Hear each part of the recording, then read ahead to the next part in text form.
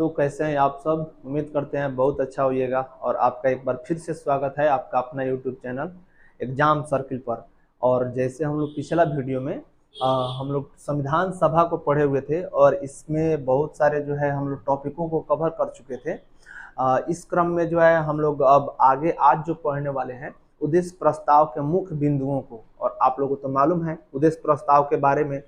उद्देश्य प्रस्ताव को लेकर के आए थे पंडित जवाहरलाल नेहरू जी। तो थोड़ा सा हम लोग पहले के कुछ बातों को एक बार रिपीट करते हैं और फिर आगे बढ़ते हैं। जैसे आप लोग को मालूम है कि जो संविधान बनने की जो प्रक्रिया हुई थी, इसमें सबसे पहले हम लोग संविधान सभा को पढ़ना शुरू किए थे। और संविधान सभा की मांग करने की जो बात उठी थी, सबसे पहले उसको बात को रखने वाले जो व्यक्ति थे उनका नाम था बाल गंगाधर तिलक। और बाल गंगाधर तिलक जी ने इसकी मांग जो है 1895 के समय में ही रख दिया था। हालांकि डायरेक्टली जो है उनका कहना संविधान सभा शब्द कह करके उन्होंने मांग नहीं किया था। फिर हम लोग पढ़े तो उसके बाद में महात्मा गांधी जी आएंगे और 1922 में महात्मा गांधी जी के द्वारा भी संविधान सभा का मांग किया जाएगा, लेकिन ये भी जो है संविधान सभा शब्द को नहीं कहेंगे।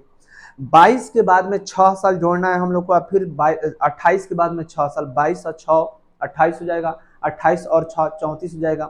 तो जैसे अब यहाँ पे थोड़ा सा देख ही लेते हैं, फिर इसके बाद में हम लोग शुरू करते हैं ताकि अगर रिपीट रहेगा तो हम लोग को आगे दिक्कत नहीं होगा समझने में चीजों को। चलिए हम लोग देखते हैं इसको। जैसे आप लोग देखिए, पहला जो है 1895 हो जाएगा और यहाँ पे बाल गंगाधर तिलक हो जाएंगे, बाल गंगाधर तिलक हो जाएंगे। और इसके बाद में 1922 में हो जाएंगे और ये महात्मा गांधी हो जाएंगे, महात्मा गांधी हो जाएंगे। इसके बाद में 6 साल हम लोग को जोड़ देना है तो 1928 हो जाएगा। और 1928 में जो है हम लोग कहेंगे नेहरू समिति, नेहरू समिति। इसको बहुत बढ़िया से हम लोग समझ चुके थे, नेहरू समिति। फिर इसके बाद में हम लोग पढ़े 6 साल के बाद में 1934 में एक व्यक्ति आएंगे जिनका नाम होगा एम.एन. रॉय। क्या नाम होगा जी? एम.एन. रॉय।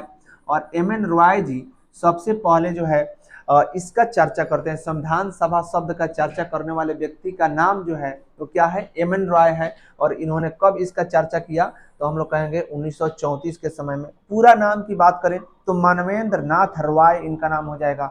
फिर इसके बाद में हम लोग पढ़े कि जब मानवेंद्र नाथ रॉय जी ने इसका मांग कर दिया तो उस समय की सबसे बड़ी पार्टी कांग्रेस पार्टी, अभी भी भाई कैसे चुप रह सकती थी, कांग्रेस पार्टी एकदम सीधे तौर पे इनका सपोर्ट करती है। अगले वर्ष यानी 1935 के समय में, 1935 के समय में कांग्रेस पार्टी के द्वारा जो है, कांग्रेस पार्टी के द्वारा इसका सपोर्ट कर दिया जाता है। अब फिर इसके बाद में जो है 1938 का समय आता है और उस समय भारत के सबसे युवा, सबसे तेज तरार नेता पंडित जवाहरलाल नेहरू और ये आते हैं और इन्होंने जो है पूरे के पूरे जो है तौर पे संविधान सभा जो शब्द था जिसको जो है एम.एन. रॉय जी के द्वारा मांग किया गया था, इसका भी इन्होंने समर्थन कर दिया। और इस प्रकार से हम लोग देखें कि अभी तक जो है इतना क्रम को आगे हम लोग को पढ़ने को मिल जाता है। 2 ठो प्रस्ताव भारत में आए थे अंग्रेजों की तरफ से। जैसे 1940 के समय में, 1940 के समय में भारत में एक प्रस्ताव अंग्रेजों की तरफ से आता है जिसको हम लोग अगस्त प्रस्ताव के रूप में जानते हैं। और इसके बाद में फिर 1942 में भारत में अंग्रेजों के द्वारा एक प्रस्ताव आता है जिसको हम लोग क्रिप्स मिशन के नाम से जानते हैं, क्रिप्स मिशन। तो इस प्रकार से ये सब प्रस्ताव भारत में आते हैं, लेकिन भारतीयों के द्वारा जो है इन दोनों प्रस्तावों को सीधे तौर पे खारिज कर दिया जाता है, क्रिप्स मिशन और अगस्त प्रस्ताव को। फिर इसके बाद में हम लोग पढ़े थे कि लास्ट एक और जो है मिशन आएगा जिसको हम लोग 1946 में पढ़ेंगे और इसका नाम होगा कैबिनेट मिशन। क्या नाम होगा? Cabinet mission. और कैबिनेट मिशन जो है यह भारत में अंतिम मिशन होगा जो भारतीयों के लिए संविधान बनाने की प्रक्रिया को शुरू करेगा। संविधान सभा का निर्वाचन इसी के द्वारा किया जाएगा, इसी के मतलब विचारों के आधार पर किया जाएगा। फिर भारत में संविधान बनने की प्रक्रिया शुरू होगी और जिसमें पहला बैठक 9 दिसंबर 1946 को होगा। फिर दूसरा बैठक जो है आपको 2 दिन बाद यानी 11 दिसंबर 1946 को होगा।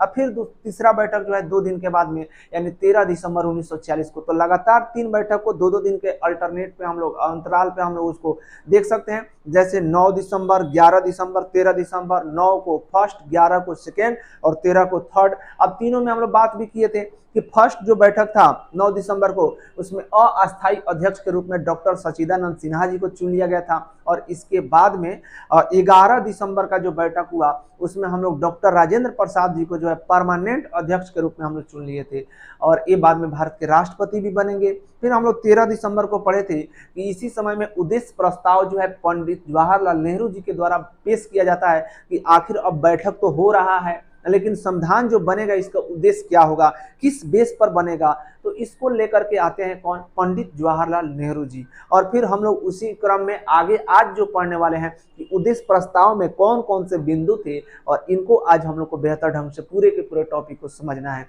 तो आशा करते हैं कल का वीडियो आप लोग को बहुत बढ़िया लगा होगा, तो आप जो है आज की क्लास को देखिए और फिर हम इतना तो आपको विश्वास दिला ही दे रहे हैं कि आप जो है जब क्लास कीजिएगा तो फिर पूरा का पूरा मन जो है एकदम खुश होगा, प्रसन्न होगा कि आज जो है पूरे पूरे टॉपिक संविधान सभा को हमने बेहतर रूप में कवर कर लिया। ठीक है, तो चलिए देखते हैं इस टॉपिक को। अब देखिए यहाँ पे हमारे सामने जो अगला आएगा वो हो जाएगा उद्देश्य प्रस्ताव के बिंदु। अब जैसे हम लोग, हाँ देखिए यही हमारा हो गया आज का टॉपिक और यहां से हम लोग को आज समझना है। देखिए दिया है उद्देश्य प्रस्ताव के बारे में, थोड़ा सा और ऊपर कर लेते हैं, उद्देश्य प्रस्ताव से ही लेकर के चलते हैं। उद्देश्य प्रस्ताव देखिए यहाँ पे इस स्लाइड में हो जाएगा 13 दिसंबर को तीसरा बैठक होगा और तीसरा बैठक में संविधान सभा के इसको हम लोग तीसरा बैठक आएंगे और पंडित जवाहरलाल नेहरू ने उद्देश्य प्रस्ताव को पेश किया था। पूछा जाता है बार बार क्वेश्चन कि उद्देश्य प्रस्ताव को पेश किसके द्वारा किया गया और कब किया गया, तो पंडित जवाहरलाल नेहरू जी के द्वारा किया गया। और कब किया गया जी, तो 13 दिसंबर 1946 को इसको पेश किया गया था तीसरा बैठक में। यह उद्देश्य प्रस्ताव संविधान सभा की मार्गदर्शिका था, यानी यहाँ से हम लोग संविधान के मार्ग को देख पा रहे थे कि भाई हमारा संविधान जो है किस रूप में बनने वाला है, हमारा संविधान का रूप क्या होने वाला है। तो इसलिए हम लोग संविधान सभा में उद्देश्य प्रस्ताव को मार्गदर्शिका के रूप में जानते हैं। इसमें संविधान की मुख्य विशेषताओं का उल्लेख किया गया था। अब मुख्य विशेषता जो जो शामिल थे संविधान के लिए उन सबका इसमें उल्लेख किया गया था। जैसे जो है संविधान बनेगा तो लोकतांत्रिक आधार पर बनेगा, पूरी की पूरी जो है मतलब पावर जनता के हाथों में रहेगी, यानी लोकतंत्र का झलक इसमें दिखाई देगा। गणतंत्र की चर्चा किया गया था। ऐसे ऐसे अल्पसंख्यक वर्ग हो गए, पिछड़ा वर्ग हो गया, जनजाति क्षेत्र हो गया, इन सभी लोगों के लिए जो है वहां पे आरक्षण जैसी शब्दों को कहा गया था ताकि ये लोग आगे बढ़े। तो इन सभी बातों को जो है उद्देश्य प्रस्ताव के माध्यम से हम लोग देखने का काम किए थे। चलिए आगे देखते हैं। यह संविधान का दर्शन भी इसको हम लोग मानते हैं। अब चलिए आज का हम लोग का स्लाइड आ जाता है। आज जिस टॉपिक को हम लोग पढ़ने वाले हैं कि उद्देश्य प्रस्ताव के मुख्य बिंदु। अब देखिए मुख्य बिंदु में कौन कौन बिंदु हो जाएंगे, जैसे स्वतंत्र संप्रभु भारतीय गणराज्य के लिए संविधान बनाना। अब हम लोग उद्देश्य प्रस्ताव देख रहे हैं। उद्देश्य प्रस्ताव में लिखा गया क्या कि भारत जो है वह अब रहेगा किस रूप में, तो स्वतंत्र रूप में। अब स्वतंत्र मान करके तब जो है हम लोग को संविधान बनाना है। देखिए हम लोग इसको इसलिए कर रहे हैं क्योंकि 1946 में ही यह हम लोग का बैठक हो गया और 1947 में देश आजाद होगा। तो 1946 में ही हम लोग कह दिए कि अब भारत को हम लोग स्वतंत्र देश मान करके अब फिर इसके लिए हम लोग संविधान बनाने वाले हैं, क्योंकि अंग्रेजों का जाना निश्चित हो गया था कि हाँ वो चले जाएंगे। तो पहले क्लियर कर दिया गया कि भारत अब स्वतंत्र देश रहेगा। संप्रभु, संप्रभु का मतलब होता है कि वैसा देश जो मतलब अपने डिसीजन को, चाहे वो आंतरिक डिसीजन हो या चाहे वो बाह्य डिसीजन हो, दोनों प्रकार के डिसीजन को खुद वो ले सके, किसी के मतलब ऊपर निर्भर नहीं रहना पड़े, चाहे किसी का उसमें हस्तक्षेप नहीं हो, तो उस डिसीजन को हम लोग कहते हैं, उस प्रकार के मतलब पावर को हम लोग कहते हैं संप्रभु। तो भारत अब जो है ब्रिटेन का गुलाम नहीं रहने वाला था, अब भारत जो है आजाद होने वाला था। तो इसलिए कहा गया कि अब भारत जो है संप्रभु रूप में रहेगा। अपना आंतरिक मामला देश के अंदर जो भी चल रहा, प्रत्येक राज्यों के अंदर की बातों को एक खुद से उस पर डिसीजन लेगा। बाहरी मामला, किसी देश के साथ में विदेशी संबंध रखना है तो उसके साथ में भी खुद से अपना डिसीजन लेगा। और इस बात को सोच करके यहाँ पर इसको संप्रभु कहा गया कि संप्रभु रूप में इसके लिए संविधान को बनाया जाना चाहिए। ठीक है, अब देखिए अगला कहा जा रहा है कि भारत जो है गणराज्य के रूप में रहेगा। अब गणराज्य शब्द का मतलब हम लोग समझ लेते हैं, जैसे रिपब्लिक इसको हम कहेंगे। गणराज्य का मतलब क्या कहेंगे, रिपब्लिक। अब भारत के अलावा अगर हम लोग इसी को देख लेते हैं ब्रिटेन को, तो ब्रिटेन जो है रिपब्लिक नहीं है, वहाँ पे मोनार्की सिस्टम लगभग चलता ही है। वहाँ पे वंशानुगत आधार पे अभी भी राजा के जो वंश के लोग जो है वह वहां पे शासन में आते रहते हैं। भले ही प्रधानमंत्री का पद अलग है, तो इसी को देखते हुए कहा गया कि नहीं, हमारे यहाँ पर ई व्यवस्था नहीं रहेगा, यहाँ पे वंशानुगत व्यवस्था नहीं रहेगा। यहाँ पर जो देश का मतलब कमांड संभालने वाला जो व्यक्ति होगा, संवैधानिक पद पर रहने वाला जो व्यक्ति होगा, वो किसी न किसी तौर पर, चाहे वो प्रत्यक्ष हो और चाहे अप्रत्यक्ष हो, उसको हम लोग जो है चुनेंगे। ये जो है वंशानुगत रूप में यहाँ पर नहीं चलेगा। तो वही बात यहाँ पर कहा गया कि भारत अब गणराज्य के रूप में रहेगा और इसके लिए हम लोग को संविधान बनाना होगा। फर्स्ट पॉइंट हम लोग का क्लियर होता है। अब आइए हम लोग सेकेंड पॉइंट पे चलते हैं कि स्वतंत्र भारतीय संघ में निम्न क्षेत्रों को शामिल किया जाएगा। अब कहा गया कि भाई भारतीय संविधान तो बन रहा है, लेकिन भारतीय संविधान का क्षेत्र क्या होगा, किसके लिए बनेगा, ये भी तो जरूरी था। अब देखिए कितना बढ़िया आपको उद्देश्य प्रस्ताव लग रहा है कि एकदम पूरा क्लियर टू द पॉइंट किया जा रहा है कि भाई किस किस चीज के लिए हम लोग संविधान बनाने चल रहे हैं, संविधान में किन किन बातों को ध्यान रखना है। तो इसलिए जो है यह हमारे लिए बहुत ज्यादा जो है उपयोगी साबित हो जाता है। अब देखिए कह रहा है कि भारतीय संविधान में निम्न क्षेत्रों के लिए जो है शामिल किया गया था। अब पहला क्षेत्र हो जाएगा ब्रिटिश भारत के क्षेत्र। आप लोगों को कल बताए थे ब्रिटिश भारत और एक देशी रियासत, दो प्रकार का था। भारत जो था उस समय में कितना रूप में था, तो दो रूप में। एक को हम लोग कहे थे ब्रिटिश भारत और दूसरा को कहे थे हम लोग देशी रियासत। देशी रियासत यानी यहाँ देशी रियासत कहने से यह हम लोग पढ़ लिए थे कि यहाँ पर अभी भी देशी राजाओं का राज चल रहा था। अब ब्रिटिश भारत कहने का मतलब हुआ कि यहाँ पर पूर्ण रूप से ब्रिटेन का कब्जा था। तो अब कहा जा रहा है कि अगर संविधान बनेगा तो हम लोग ब्रिटिश भारत के लिए भी संविधान बना रहे हैं, जहां पर ब्रिटेन पूर्ण रूप से कब्जा किया हुआ है। फिर भारतीय राज्यों क्षेत्र के लिए, अब भारतीय राज्य क्षेत्र का मतलब आप यही समझिए, भारतीय राज्य क्षेत्र यानी जहां पर अभी भी देशी राजा लोग राज कर रहा था, उनके लिए भी संविधान बन रहा है। दोनों बातों को क्लियर करके अब तब हम लोग तीसरा पॉइंट पर चलते हैं और तीसरा पॉइंट हो जाता है अन्य भारतीय क्षेत्र। अब कहिए भाई भारतीय क्षेत्र को हम लोग दो कैटेगरी में तो पढ़ ही लिए हैं, अब अन्य भारतीय क्षेत्र कौन हो जाएंगे? एक तो हम लोग पढ़ लिए ब्रिटिश भारत, दूसरा हम लोग पढ़ लिए देशी रियासत। अब किसको आप कह रहे हैं? तो हम लोग कहेंगे गोवा और पुडुचेरी। ठीक है, गोवा और पुडुचेरी ये दोनों क्षेत्रों को हम लोग अन्य भारतीय क्षेत्रों के रूप में उस समय में माने थे और इसलिए हम लोग कहेंगे कि इनके लिए भी संविधान बनाया गया था, तो इसलिए इनको कहा गया अन्य भारतीय क्षेत्र। गोवा और कौन हो जाएंगे? पुडुचेरी। पुडुचेरी, इन दोनों क्षेत्रों को हम लोग अन्य भारतीय क्षेत्र के रूप में समझते हुए इनके लिए भी संविधान बनाना हम लोग शुरू कर दिए। अब आते हैं हम लोग चौथा पॉइंट के ऊपर। अब देखिए ऐसे क्षेत्र या राज्य जो स्वेच्छा से भारतीय संघ में शामिल होना चाहें तो उनके लिए भी हम लोग संविधान बनाना चाहते हैं। स्वेच्छा का मतलब हुआ अपना इच्छा से, अगर भारतीय संघ में शामिल होना कोई चाह रहा है, बगल का है, तो हम उसके लिए भी कानून बना रहे हैं। अगर वो भी आना चाहता है तो उसके लिए हमारे पास में पहले से नियम रहेगा और इस बात को सोच करके हम लोग ने यहाँ पर संविधान में इसको ऐड कर दिया। अब यहाँ पे समझेंगे कि क्या कोई ऐसा राज हुआ, क्या कैसा मतलब क्या वैसा कोई स्थान हुआ? अरे मच्छर बहुत घूम रहा है यहाँ पे।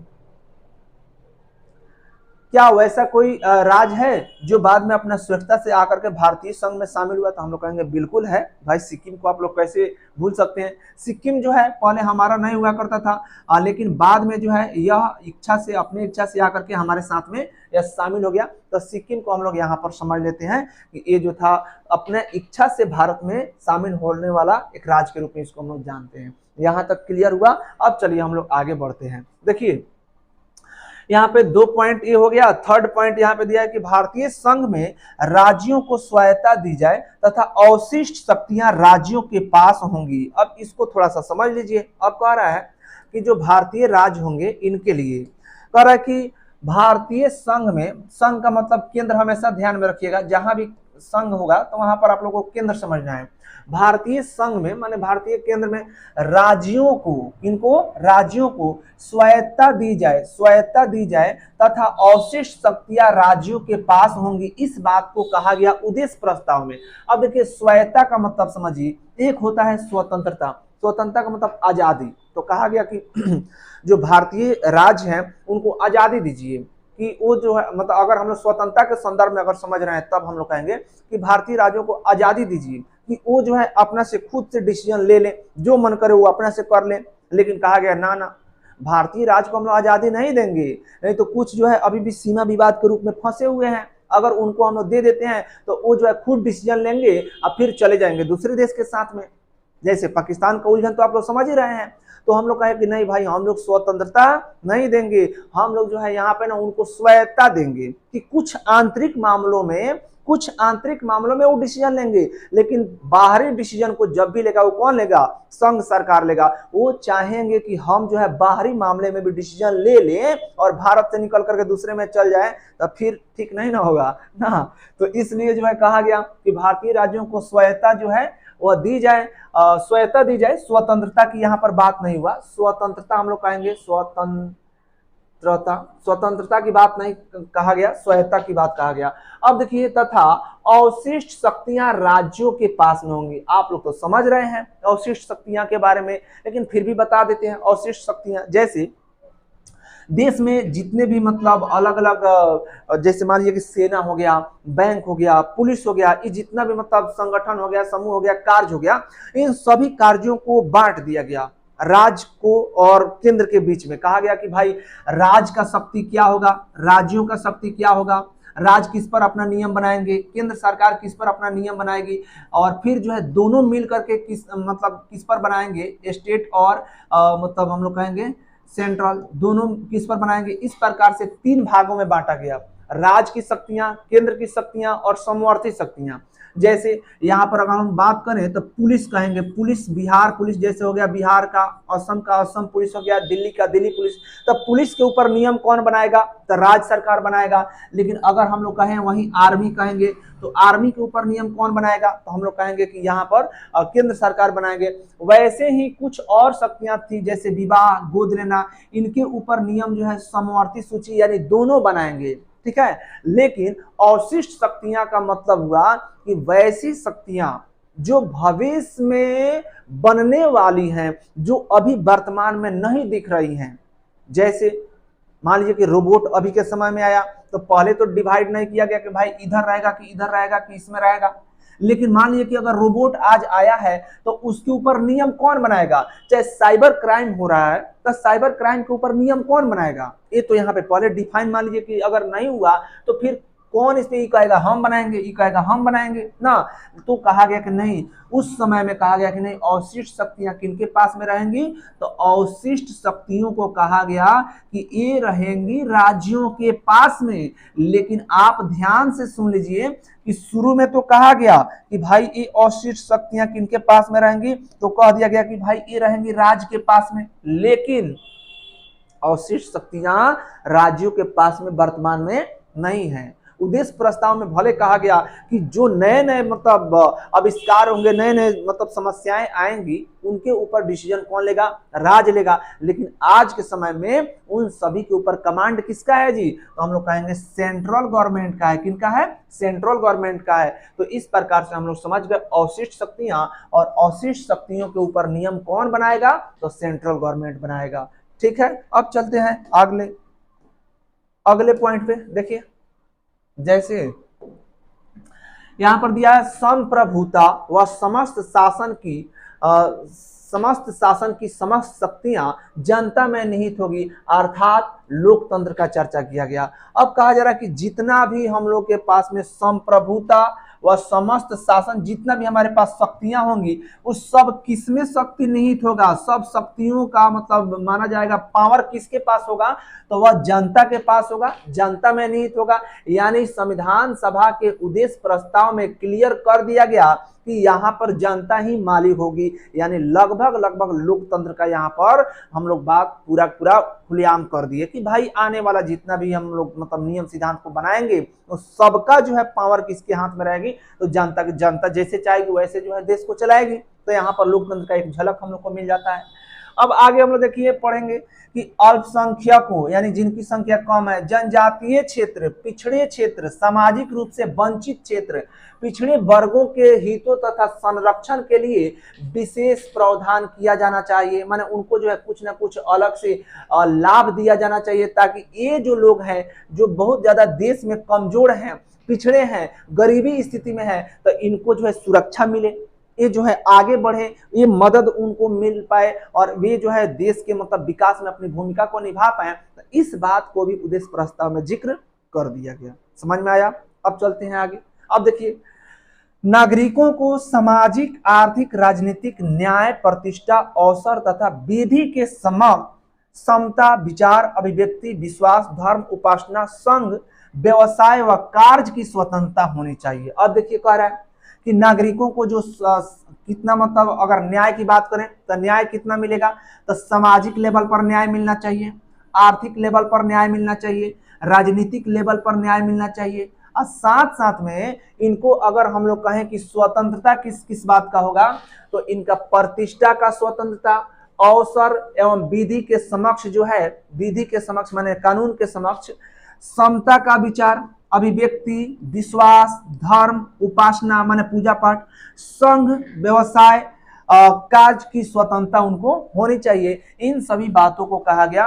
ये सब किसमें इस बातों का जिक्र किया गया, तो उद्देश्य प्रस्ताव में, माने व्यक्ति को जो है जो उनको न्याय होना चाहिए, सामाजिक, आर्थिक लेवल पर और राजनीतिक लेवल पर न्याय होना चाहिए, उनको जो है कुछ स्वतंत्रता भी होना चाहिए, जैसे समता का विचार, अभिव्यक्ति, विश्वास, धर्म, उपासना, संघ, व्यवसाय, कार्य, इस सब का जो है उनको अपना अधिकार भी होना चाहिए, स्वतंत्रता भी होना चाहिए। अब अगले पॉइंट को देख लेते हैं। ये कह रहा है कि विश्व शांति व मानव कल्याण को प्रोत्साहन देना। देखिए, हम लोग का उद्देश्य प्रस्ताव आया था, उसी समय हम लोगों ने कह दिया कि भाई हम लोग जो है ना विश्व को शांति के रूप में देखना चाह रहे हैं।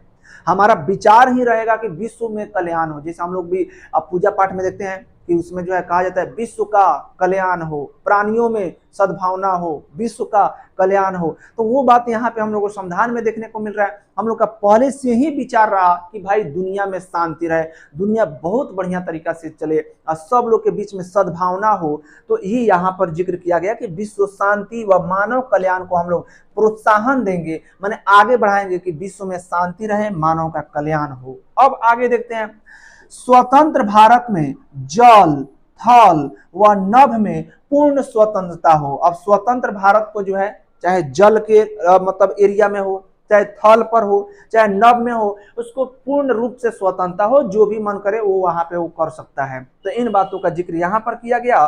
थोड़ा सा स्लाइड ऊपर करके समझते हैं। आगे दिया हुआ है कि 22 जनवरी 1947 को संविधान सभा ने उद्देश्य प्रस्ताव को पारित किया। अब देखिए यहाँ पर इस टर्म को थोड़ा सा समझ लीजिए।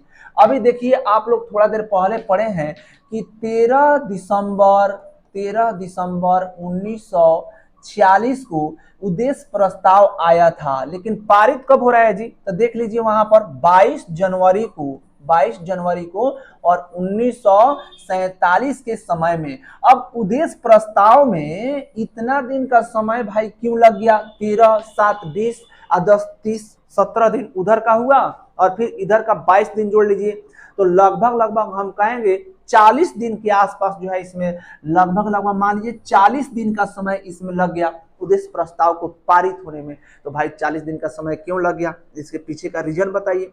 हम लोग कहेंगे कि जो आप लोग समझे थे कि जो 389 सदस्य थे और उन 389 सदस्यों में से जब मुस्लिम लीग पार्टी का जो रिजल्ट आया निर्वाचन के समय में, संविधान सभा का जब निर्वाचन हुआ तो उसमें रिजल्ट आ जाता है मुस्लिम लीग पार्टी का बहुत कम, मात्र 73 सीट।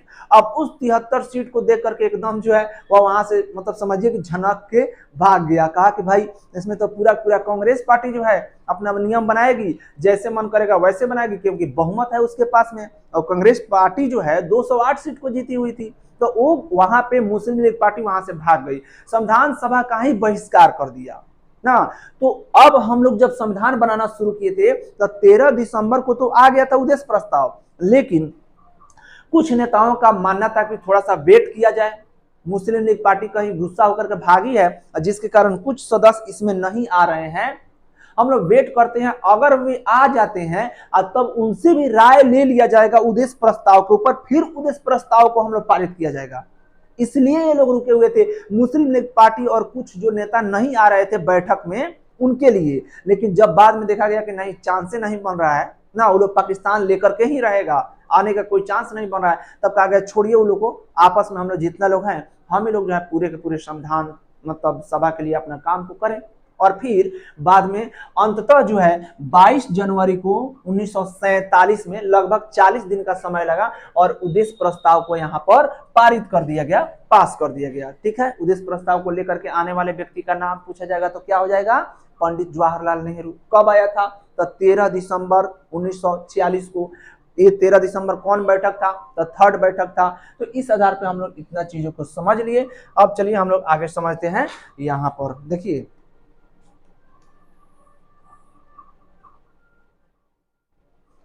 अगला पेज कर संविधान सभा की समितियां। अब देखिए संविधान जो बना था इसमें अलग अलग समितियां बनाई गई और इन समितियों को कार्य दिया गया। जैसे आप लोग दो चीज को ऐसे ही क्लियर कर लीजिए, दो नहीं तीन चीज को बता देते हैं कि जब भी अगर कहा जाएगा कि संघ सरकार के लिए नियम जो है बन रहा था तो उस समिति का अध्यक्ष कौन थे, संघ माने केंद्र। तो आप लोग दिमाग लगाइए, केंद्र सरकार में उस समय में प्रधानमंत्री, सबसे देश के पहले प्रधानमंत्री कौन बने, तो पंडित जवाहरलाल नेहरू। तो पूरे के पूरे संघ सरकार के लिए क्या नियम रहना चाहिए, क्या नियम नहीं रहना चाहिए, इसको जहां भी संघ सरकार आएगा तो आप लोग समझ जाइएगा कौन होंगे, पंडित जवाहरलाल नेहरू। क्लियर हुआ संघ सरकार के लिए। दूसरा अगर बात आता है राज्यों के लिए, तो आप लोग जान लीजिए कि जब भारत पाकिस्तान का विभाजन हुआ तब विलय पत्र पर सभी राज्यों से हस्ताक्षर करवाने का जिम्मा किनको दिया गया, राज्यों के पास में जाने का काम कौन किए थे, तो सरदार वल्लभ भाई पटेल। तो जब प्रांत या राज्य के लिए पूछा जाएगा कि बताइए उसका अध्यक्ष कौन रहे, उस समिति का अध्यक्ष कौन रहे, तो सीधे तौर पे कह देना है आपको सरदार वल्लभ भाई पटेल। संघ के लिए पंडित जवाहरलाल नेहरू, राज्यों के लिए तो कहेंगे सरदार वल्लभ भाई पटेल। और फिर भारत के जो राष्ट्र ध्वज होगा, राष्ट्रीय ध्वज, तो इसको हम लोग कहेंगे कौन, तो डॉक्टर राजेंद्र प्रसाद, जो भारत के पहले राष्ट्रपति बनेंगे और संवैधानिक पद पर उनको पहली बार बैठाया जाएगा। तो ये जो है राष्ट्रीय ध्वज को इनके समिति, राष्ट्र ध्वज समिति को इनको अध्यक्ष बनाया गया। तो तीन चीज अभी क्लियर हुआ। आप तो एक चीज को भूले नहीं है कभी भी, और उसका नाम जो है प्रारूप समिति, सबसे बड़ी समिति, सबसे महत्वपूर्ण समिति जिसने पूरे के पूरे संविधान का प्रारूप तैयार किया था। ड्राफ्ट कमेटी, इसके अध्यक्ष कौन हो जाएंगे, तो डॉक्टर भीमराव अंबेडकर जी। ठीक है, तो इस आधार पे हम लोग इतना चीजों को अभी समझ लिए, लेकिन फिर भी एक बार यहाँ पर हम लोग रिपीट कर लेते हैं। देखिए संघीय संविधान समिति, तो संघीय यानी संघ केंद्र सरकार, फिर यहाँ भी केंद्र सरकार, इन दोनों के लिए संघीय संविधान समिति, संघीय शक्ति समिति, इसके कौन हो जाएंगे, तो पंडित जवाहरलाल नेहरू हो जाएंगे। अब देखिए प्रांतीय संविधान समिति, तो अभी बताया प्रांत यानी स्टेट, तो प्रांत यानी स्टेट के लिए किनको कहेंगे, तो सरदार वल्लभ भाई पटेल को। किनको कहेंगे, सरदार वल्लभ भाई पटेल को। अब कह रहा है कि मूल अधिकार अल्पसंख्यक जनजातीय क्षेत्र, बाह्य व आंशिक बाह्य क्षेत्र, यानी ये सब का सब जितना भी कैटेगरी है यह सब किसके अंतर्गत आता है जी, तो सब जो है राज्य के अंतर्गत आएगा। और राज्य के लिए अभी पहले माइंडसेट हम लोग का तैयार हो चुका है कि राज्यों के लिए जो है समिति बनेंगी, उसका अध्यक्ष कौन हो जाएंगे, तो सरदार वल्लभ भाई पटेल। तो ये सबके सब जो है मामले किसमें आते हैं, राज्यों में। तो राज्यों के लिए कौन हो जाएंगे, सरदार वल्लभ भाई पटेल। प्रांत, इनके लिए कौन हो जाएंगे, सरदार वल्लभ भाई पटेल। और संघ के लिए कौन आ जाएंगे, तो पंडित जवाहरलाल नेहरू। समझ में आया। अब देखिए, अब इतना इसमें अलग अलग जो है टॉपिक था, तो इसके लिए जो है ना उप समितियों को भी बनाया गया। कहा गया भाई अकेले पंडित सरदार वल्लभ भाई पटेल जी से ये जो है अकेले थोड़े ना होगा, इसमें कुछ और लोगों को भी इंक्लूड किया जाए और भी समितियां बना दी जाए। अब जिस आधार पर यहाँ पर उप समितियों को भी हम लोग को देखने को मिल जाता है। जैसे उप समितियों की बात करें तो मूल अधिकार उप समिति, देखिए मूल अधिकार यहाँ पर दिया है, तो इसके लिए एक उप समिति बनी थी और इसके अध्यक्ष बना दिए गए जेबी कृपलानी। अब देखिए दूसरा आएगा अल्पसंख्यक आएगा। अब देखिए अल्पसंख्यक के लिए बनाए गए उप समिति, अब इस उप समिति के थे एच.सी. मुखर्जी। और आप लोग याद कीजिए एच.सी. मुखर्जी संविधान सभा के उपाध्यक्ष के रूप में आप लोग इसको पढ़े थे। फिर एक और व्यक्ति को पढ़े थे हम लोग, वी.टी. कृष्णमाचारी, जो 1948 में आगे आकर के यह संविधान सभा के उपाध्यक्ष के रूप में बनेंगे। एक अध्यक्ष बने थे डॉक्टर राजेंद्र प्रसाद, जो परमानेंट रह गए, लेकिन दो व्यक्ति जो है उपाध्यक्ष रह गए, एक एच.सी. मुखर्जी जी और दूसरा वी.टी. कृष्णमाचारी। तो वी.टी. कृष्णमाचारी तो बाद में आएंगे, 1948 में आएंगे। और यहाँ पे हम लोग देख लिए अल्पसंख्यकों के लिए एच.सी. मुखर्जी, ठीक है। और अब देखिए ये ईसाई थे, इनको इसलिए बना दिया गया। अब आगे है बाह्य व आंशिक क्षेत्र, बाह्य व आंशिक जनजातीय क्षेत्र के लिए, तो ये असम के लिए हो जाएगा। और यहाँ पे गोपीनाथ बारदोलई को बनाया गया जनजातीय क्षेत्र व बाह्य क्षेत्र के लिए, जनजातीय व बाह्य क्षेत्र के लिए किनको बनाया गया, तो गोपीनाथ बारदोलई को। अब आगे हम लोग चलते हैं। अब देखिए अब कह रहा है कि बाह्य व आंशिक बाह्य क्षेत्र। अब देखिए बाह्य व आंशिक बाह्य क्षेत्र, इनके लिए जो है हम कहेंगे असम के अलावा भी कुछ जगह था, तो इनके लिए हम लोग ये भी ठक्कर को बनाए थे उप समिति। और ये यहाँ पे अब हमारे सामने आ जाएगा पांचवा समिति, जिसको आप लोग को बता दिए हैं राष्ट्र ध्वज समिति। तो आप लोग को बताया है ना, राष्ट्र ध्वज समिति का हो जाएंगे कौन, सरदार डॉक्टर राजेंद्र प्रसाद। कौन हो जाएंगे, डॉक्टर राजेंद्र प्रसाद इसके हो जाएंगे, ठीक है। अभी जैसे हम लोग रिपीट किए हैं उस आधार पे आप दिमाग में ऐसे भी समझ सकते हैं कि संघ सरकार की जब भी बात आएगी तो पंडित जवाहरलाल नेहरू हो जाएंगे। राज्य संबंधित जितना बात आएगा तो उसमें हम लोग कहेंगे सरदार वल्लभ भाई पटेल हो जाएंगे। राष्ट्रीय ध्वज के लिए अगर समिति पूछा जाएगा तो उसके अध्यक्ष कौन हो जाएंगे, डॉक्टर राजेंद्र प्रसाद हो जाएंगे। आप प्रारूप समिति तो आपके मतलब कोई भूल ही नहीं सकता है, प्रारूप समिति के डॉक्टर भीमराव अंबेडकर, ठीक है। तो यहां तक हम लोग का क्लियर हुआ। अब देखिए राष्ट्र ध्वज समिति के लिए, तदर्थ समिति के लिए कौन हो जाएंगे जी, तो डॉक्टर राजेंद्र प्रसाद। अब प्रारूप समिति, तो प्रारूप समिति का डॉक्टर भीमराव अंबेडकर इसके चेयरमैन अध्यक्ष हो जाएंगे।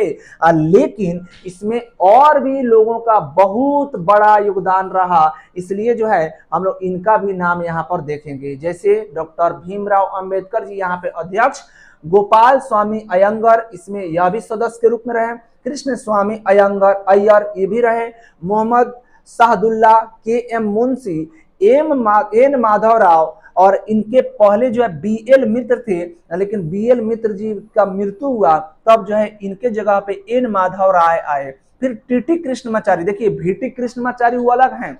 वी.टी. कृष्णमाचारी 1948 में संविधान सभा के उपाध्यक्ष बने थे, लेकिन यहाँ पर टी.टी. कृष्णमाचारी है। और ये आए थे डी.डी. खेतान के बाद में, और डी.डी. खेतान ये राजस्थान के थे, उनके जगह पे खेतान पंखा उंखा आप लोग सुनते होइएगा ना, कूलर। तो ये जो है खेतान जी के मृत्यु के बाद में कौन आए, तो टी.टी. कृष्णमाचारी जी आए। तो इतना तक हम लोग देख लिए प्रारूप समिति के बारे में। अब यहाँ पे हम लोग इसको देख लिए, प्रारूप समिति सबसे बड़ी समिति। आगे हम लोग देखेंगे इंडियन स्टेट कमेटी, और इसके इंडियन स्टेट के हो जाएंगे, इंडियन स्टेट कमेटी के याद रखिएगा, इंडियन स्टेट कमेटी के पंडित जवाहरलाल नेहरू हो जाएंगे, ठीक है। अब देखिए अगला दिया है प्रारूप समिति ने संविधान का अंतिम प्रारूप, आप लोग को पहले वीडियो में बताए थे ना, कल बताए थे कि अंतिम प्रारूप कौन तैयार करेगा, अंतिम ड्राफ्ट संविधान के लिए कौन तैयार करेगा, तो प्रारूप समिति। लेकिन पहला पूछेगा तब जी, तो बी.एन. राव। कौन हो जाएंगे, बी.एन. राव। और बी.एन. राव का तो पूरा कहानी कल बताए थे, आज बताएंगे नहीं। चलिए तैयार किया था इस तथा इसे संविधान सभा के समक्ष पेश किया गया। संविधान सभा के 3 पठन में संविधान को पारित किया। अब संविधान सभा जो था वो संविधान को कितना पठन में पारित किया, मैंने कितना बार पढ़ करके उसको पारित कर दिया, तो 3 पठन में।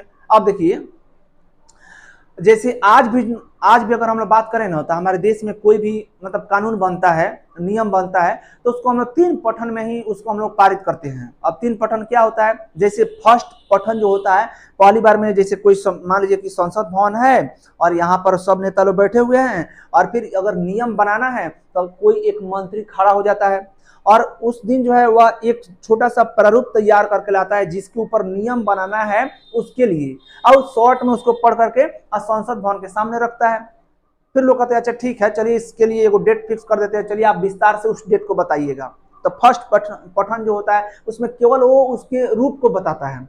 सेकेंड पठन जो होता है वहां पे पूरा एकदम हर पॉइंट को पूरा बृहद मतलब बड़े लेवल पर उसको पढ़ करके पूरा समझाया जाता, एकदम हर पॉइंट को, बहुत ज्यादा उसमें समय लगता है। और फिर थर्ड पठन जो होता है, तीसरा पठन, उसमें जो है लास्ट में बस सबको एक साथ में करके क्या गलत है क्या सही है उसको छांट करके और उसको पास कर दिया जाता है। तो फर्स्ट पठन में बहुत कम समय लगता है, सेकेंड पठन में बहुत ज्यादा समय लगता है, और थर्ड पठन में उससे जो है थोड़ा सा कम लगता है। तो इस आधार पे आज भी हम लोग के संविधान जो है, आज भी हमारे देश में जो है कोई भी नियम को हम लोग पारित करते हैं और ठीक वैसे ही हमारे देश में जो संविधान लागू हुआ था उसको 3 पठनों में पूरा किया गया। जैसे प्रथम पठन 49 नहीं, यहाँ पे हो जाएगा प्रथम पठन का 4 से 9 नवंबर, 4 से 9 नवंबर हो जाएगा। ये प्रथम पठन जो यहाँ पे 49 नहीं, ये 4 से 9 नवंबर हो जाएगा। ये मात्र 5 दिन तक चला पहला पठन संविधान का। दूसरा पठन की बात करें तो यह 15 नवंबर से और फिर यहाँ पर 17 अक्टूबर 1949 तक। अब देखिए यहाँ पर इसका अगर समय हम लोग देखेंगे तो लगभग जो है ना नवंबर से लेकर के यहाँ पर अक्टूबर, तो मान लीजिए नवंबर से नवंबर आता तो 1 साल हो जाता, लेकिन यहाँ पर 11 माह का समय लगा। 11 माह यहाँ पर 1948 मान लीजिए, मान क्या लीजिए है ही 1948, 15 नवंबर 1948 से 17 अक्टूबर 1949 तक जो है इसको दूसरा बार पढ़ने में समय लगा था। यानी नवंबर से अक्टूबर के बाद में नवंबर आएगा ना, तो नवंबर से नवंबर अगर हो जाता तो 12 माह हो जाता, लेकिन नवंबर से अक्टूबर है यानी 11 माह का समय लगा था दूसरा पठन के समय में। समझ में आया? अब देखिए तृतीय पठन, तीसरा पठन का अगर बात पूछा जाएगा तो ये हो जाएगा 14 नवंबर से लेकर के फिर 26 नवंबर 1949 में, 14 नवंबर से लेकर के 26 नवंबर 1949। तो इसमें जो है मात्र 5 दिन लगा। 14 दूना 28, 28 में 2 कम कर दीजिए, 14 दूना 28 यानी 14 में 2 कम कर दीजिए, यानी 12 दिन का समय इसमें लगा। 5 दिन का समय फर्स्ट में लगा था, अब बीच वाला में 11 माह का समय लगा। और इसी नियम पर आज भी हम लोग संविधान को बनाते हैं। तो चलिए आगे बढ़ते हैं। अब देखिए कह रहा है कि 26 नवंबर 1949 को संविधान सभा ने संविधान को अंतिम रूप से पारित कर दिया। यानी हम लोग का संविधान लिख करके तैयार कब हुआ? तो 26 नवंबर 1949 को। इसीलिए हम लोग प्रत्येक साल 26 नवंबर को, प्रत्येक साल 26 नवंबर को हम लोग क्या करते हैं जी? तो संविधान दिवस मनाते हैं। कौन दिवस मनाते हैं? संविधान दिवस मनाते हैं, क्योंकि हमारा संविधान 26 नवंबर 1949 को लिख करके तैयार हुआ। अब देखिए आगे कह रहा है, उसी दिन संविधान सभा को अंगीकृत, अधिनियमित तथा आत्मसमर्पित किया गया। इसको हम लोग अपनाने का काम किए। उसी दिन 284 सदस्यों ने संविधान पर हस्ताक्षर किया। अब देखिए पूछा जाएगा, बताइए संविधान पर हस्ताक्षर करने वाले सदस्यों की टोटल संख्या अंतिम रूप से कितना था? तो 284 था। अब एक चीज समझिए, 26 नवंबर 1949 को संविधान लिख करके तैयार तो कर दिया गया, लेकिन संविधान लागू करने का जब समय पूछा जाता है तो हम लोग कहते हैं 26 जनवरी 1950। तो भाई आखिर इतना समय हम लोगों को क्यों लगा? आप लोग में से बहुत लोग जानते भी होइएगा, हालांकि जो लोग नहीं जानते उनके लिए बता देते हैं। देखिए 26 नवंबर को हम लोग का संविधान लिखकर तैयार हुआ। 26 जनवरी को लागू करने का पीछे का रीजन यही था कि लाहौर अधिवेशन हुआ था। लाहौर अधिवेशन और ये हुआ था आपका, लाहौर अधिवेशन हुआ था 1929 में। कितना में? 1929 में। और उस लाहौर अधिवेशन में पंडित जवाहरलाल नेहरू जी पूर्ण स्वराज का मांग कर दिए। क्या? पूर्ण स्वराज का मांग कर दिए और बोले कि अब से हम लोग प्रत्येक साल जो है अपने आप को पूर्ण स्वराज मानते हुए हम लोग झंडा भी फहराएंगे। और जानते हैं ये सोच इनके पास में कहां से आया? ये आया था इनके पास में सोच वो अमेरिका का संविधान, मतलब अमेरिका से। अब देखिए अमेरिका में क्या हुआ था कि ये लोग 1776 में ही अमेरिका जो है ना अपना आजादी, अपने आप को आजाद घोषित कर दिया। 4 जुलाई 1776 को अमेरिका जो है अपने आप को आजाद घोषित कर दिया और इसी दिन से इस सब ने झंडा फहराना शुरू कर दिया। ठीक है, हालांकि इसके जो है 7 साल बाद में 1783 के समय में ब्रिटेन ने इसको आजाद किया। तो पंडित जवाहरलाल नेहरू जी सोच रहे हैं क्या इस 1776 में हम लोग 1900 के आसपास में 1946-47 की बात हो रहा है। पंडित जवाहरलाल नेहरू जी सोचे कि नहीं भाई, जैसे अमेरिका के लोगों ने पहले ही अपने आप को घोषित कर लिया तो बाद में उसको ब्रिटेन आजाद कर दिया, वैसे ही हम लोग पहले ही अपने आप को घोषित कर देते हैं, बाद में अपने आप हम लोग को ब्रिटेन आजाद कर ही देगा अमेरिका के तर्ज पर। और इसलिए लाहौर अधिवेशन में इन्होंने पूर्ण स्वराज का मांग को रखा और फिर जो है ना उसी दिन से ही झंडा फहराना, मतलब उसी दिन नहीं, अगला वर्ष हम लोग कहेंगे 26 जनवरी 1930 1930 से हम लोग जो झंडा फहराना शुरू कर दिए। रावी नदी के तट पर आधी रात को जाकर के इन्होंने झंडा फहराने का कार्य किया था। ठीक है, तब से हम लोग प्रत्येक मतलब साल 26 जनवरी के दिन झंडा फहराते आ रहे थे। अब प्रत्येक साल हम लोग फहराते आए, 30 से शुरू किए और 47 तक। अब हमारा देश आजाद हो रहा है 15 अगस्त को ना। तो वास्तविक आजादी तो हमको अंग्रेजों से 15 अगस्त को मिला।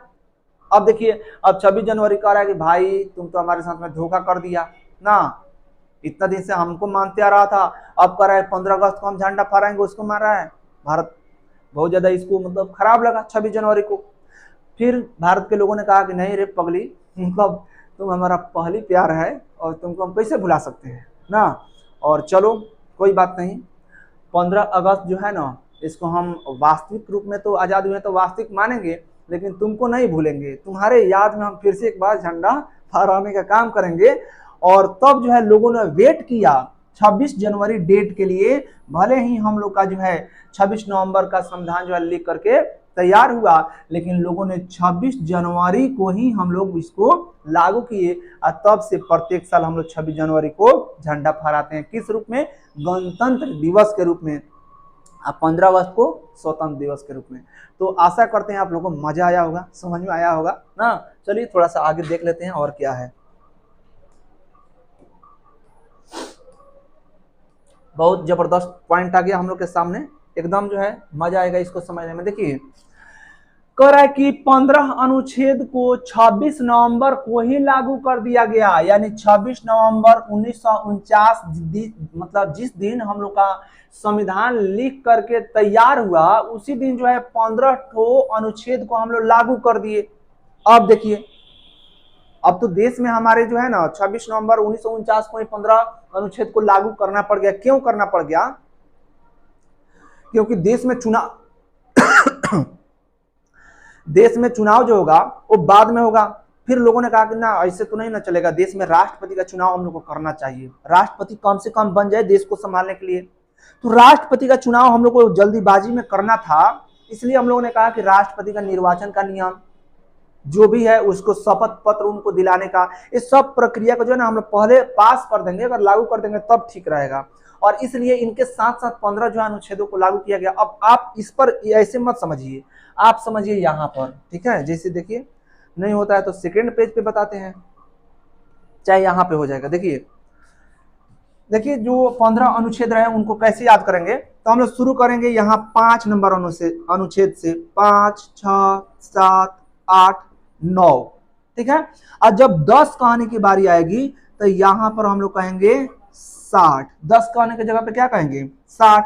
और फिर अब यहाँ से 3 टर्म चलाएंगे। 60 के बाद में हम लोग बोलेंगे 324, 366, 367, और फिर इसके बाद में यहाँ पर आएंगे तो 379, 380 और 388, और फिर यहाँ पर हो जाएगा 391, 392, 393। इस प्रकार से ये 15 अनुच्छेद जो है पहले ही लागू कर दिए गए। देखिए कितना आसान था, 5 से शुरू करना है, 5, 6, 7, 8, 9, 10 की जगह पे 60, 324, 66, 67, 79, 80, 88, 91, 92, 93, 5, 6, 7, 8, 9, 60, 324, 66, 67, 79, 80, 88, 91, 92, 93। ये हो गए 15, 3, 3, 6, 9, 9, 1, 10 और फिर 5, 15। लेकिन आप लोग थोड़ा सा एक बात को और कभी कभी देखे होइएगा, अगर नहीं देखे हैं तो जान लीजिए, 394 नंबर जो 393 के बाद आता है, इसको भी लोग मानते हैं कि यह उसी दिन लागू हो गया था। तो कभी कभी लोग कहते हैं नहीं 15 नहीं ना 16 अनुच्छेद हो जाएगा, कभी कभी मान लिया जाता है। क्यों? क्योंकि इसमें लिखा गया था 394 वाला में कि इसमें यही बात लिखा गया कि ये 15 अनुच्छेद को हम लोग जो है ना 26 नवंबर को ही लागू कर रहे हैं, इसी दिन से ही लागू हो गया।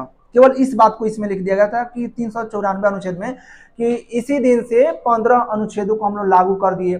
तो लोग कहता है कि अगर ये अनुच्छेद नहीं लिखा जाता तो फिर हम लोग इसको कैसे मानते कि 15 लागू हुआ। तो अगर ये लागू हुआ तो 394 भी अपने आप लागू हुआ। तो इस आधार पे कभी कभी 16 माना जाता है, कभी कभी 15 माना जाता है। तो आपको जब मतलब ऑप्शन में जैसा होगा आप उसके आधार पे आप देख लीजिएगा, दोनों साथ में नहीं देगा, ज्यादातर जो है 15 ही देगा। लेकिन अगर 16 दिया 15 दिया ही नहीं तो हम लोग 16 को भी मानेंगे। यहाँ पर हम लोग समझ लिए, ठीक है। अब देखिए वही सब दिया हुआ है, यहाँ पर 15 अनुच्छेद को लागू किया गया। जैसे आर्टिकल 5, 6, 7, 8, 9 हो जाएगा नागरिकता, आर्टिकल 60 आ जाएगा। इसके बाद में 324 राष्ट्रपति का 60 में हो जाएगा राष्ट्रपति का शपथ। आर्टिकल 324 में हो जाएगा निर्वाचन आयोग माने चुनाव आयोग। 366, 67 में देखेंगे निर्वाचन स्पष्टीकरण, परिभाषा किया गया कि कैसे परिभाषित किया गया कि कैसे चुनाव होगा, इस सब बात को। 366, 67, 379, 80, 88, 91, 92, 93 अस्थायी प्रावधान के रूप में। और शेष भारतीय संविधान जो है ना, इसको 26 नवंबर 1949 को 15 गो संविधान मतलब अनुच्छेद के अलावा जो बाकी बचा हुआ था उसको 26 जनवरी 1950 को जिस दिन संविधान लागू हुआ उस दिन इस सबको हम लोग ने अपना लिया, उस दिन हम लोग ने इसको देश में लागू कर दिया। तो इस प्रकार से हम लोग का आज का पूरा टॉपिक समाप्त हुआ। आशा करते हैं आप लोग को बहुत मजा से समझ में आ गया होगा। और अगर आप पहले पार्ट को नहीं देखे हैं तो हम कहेंगे कि भाई जाइए और पहले पार्ट को आप देखिए ना, वहां से देखिएगा तो पूरा एकदम कॉन्सेप्ट क्लियर होगा, फिर मजा आएगा आपको समझने में सभी चीजों को। आशा करते हैं समझ में आया होगा। आपसे यही विनती है, उम्मीद है कि आप जो है भर भर के अपना प्यार दीजिए चैनल के ऊपर। पूरे चैनल को आप जो है लोगों के साथ में शेयर कीजिए, इसको सब्सक्राइब कीजिए, लाइक कीजिए, ताकि हम लोग का जो है थोड़ा सा मोटिवेशन बढ़े। अगर व्यू बढ़िया संख्या में आएगा तभी तो मन करेगा बनाने के लिए। हालांकि अभी आ रहा है व्यू तो ठीक ठाक, मन कर रहा है भाई और काम किया जाए, तभी तो आज जो है सुबह में फिर से रिकॉर्ड करने आ गए हैं ना। तो आप लोग का काम बनता है कि भाई अगर इतना बढ़िया से समझाया गया हो, अगर आपको समझ में आ गया हो, पसंद आया हो तो मार दीजिए लाइक, आप मार दीजिए सब्सक्राइब, थोड़ा सा शेयर करवा दीजिए दूसरों के साथ में ना, ताकि हम लोग को और भी मजा आए वीडियो बनाने में। आशा करते हैं आपको बहुत बेहतर ढंग से समझ में आ गया होगा। और इतना देर के लिए बने रहने के लिए आप सबको धन्यवाद।